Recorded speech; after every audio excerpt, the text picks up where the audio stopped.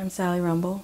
I'm here because I'm trying to get the word out about Herman and Albert Woodfox. Herman Wallace is a Black Panther and political prisoner who's been incarcerated for 40 years at Angola prison. Angola prison is in Louisiana state. They're innocent men. They've been in solitary for 40 years. Come this April the 17th marks the anniversary, and it's time to get them out. Amnesty International has started a petition that we need as many signatures as we can get to serve to the Louisiana governor on April 17, marking the 40th anniversary of solitary. Herman Wallace is in prison primarily because he committed a couple of crimes when he was in his late teens, early 20s for armed robbery. He then became a Black Panther. He sat the test, he passed, and in 1972, after educating the other inmates about the movement and their rights, a riot broke out in the cafeteria, and he and Albert and a couple of other men were framed for the murder of a warden that day. My relationship with Herman is, we're friends. We're friends through letters. That's the only way we can be friends. And I guess we're pen pals, if I can say that. I found out about Herman's case through Anita Roddick, the founder of The Body Shop. She got behind their case, I think in the late 90s, and funded a lot of the lawyers, the pro bono lawyers, down in Louisiana to reopen their case. This was after serving 30 years, or yeah, close to 30 years in solitary.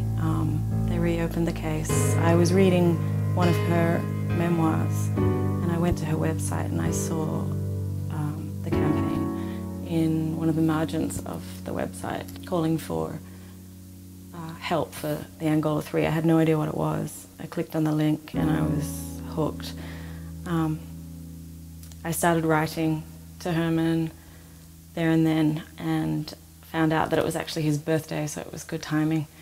And I sent him a card with a picture of Martin Luther King delivering his speech in DC in '63. He appreciated it, and we've been writing ever since.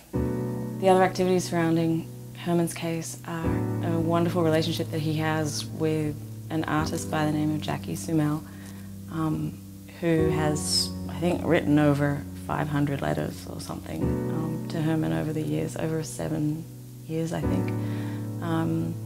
She started a project at school, I believe, to do with Herman and his dream of what his house might look like. It actually wasn't his dream, but she made him start to dream about what his house might look like. So over the course of a bunch of letters, he started to outline what that house might look like, and she worked with an architect to build a model of it. People should care about Herman Wallace because he's innocent. He was framed. You know, it's really easy to say that word, and you know, why should you believe that just because I'm saying it? Because there's no substantial evidence to convict him of any murder.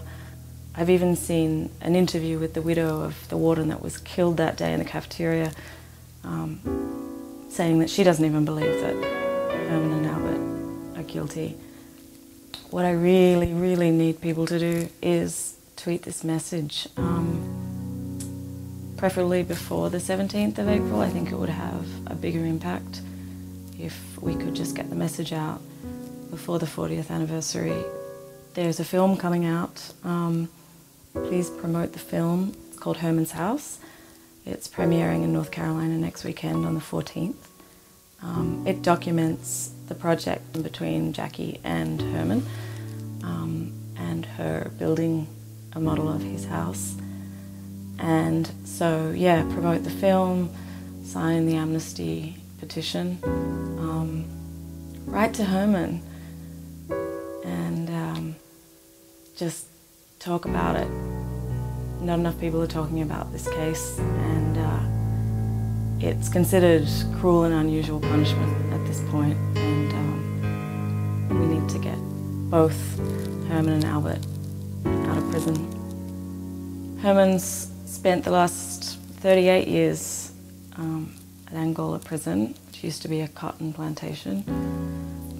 Herman's been in solitary confinement for 40 years on April the 17th. His cell is 6 by 9 feet. And he's in there for 23 hours a day, and he gets 1 hour out.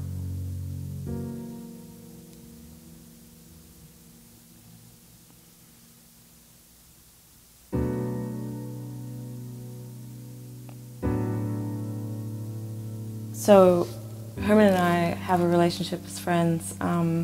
What surprises me the most is just how spirited he is as a man in prison in a 6 by 9 cell. I write to him with some pretty, I guess, what could be considered mundane and maybe superficial problems, and he always just tells me to keep my head up high and everything's going to be okay. And then I feel like an asshole because I'm complaining about some back pain that I'm going through, or, you know, some tough times that I consider to be difficult. And yeah, he's like a ray of sunshine through the page, and it's just amazing to me to believe that someone can still have such spirit after that many years in solitary. But this man does. I worry about him because I know that his health isn't what it used to be. He's 70. He turned 70 last year in October. And although he stays fit, and he hasn't talked about his medical issues with me, I've heard from other people who campaign to get him out that his health isn't what it used to be. So I hate to imagine, but it makes me want to do whatever I can to get him out even more. So yeah, my call to action to everybody who sees this video is to please, please, please, please spread it to all your social networks, Facebook, Twitter.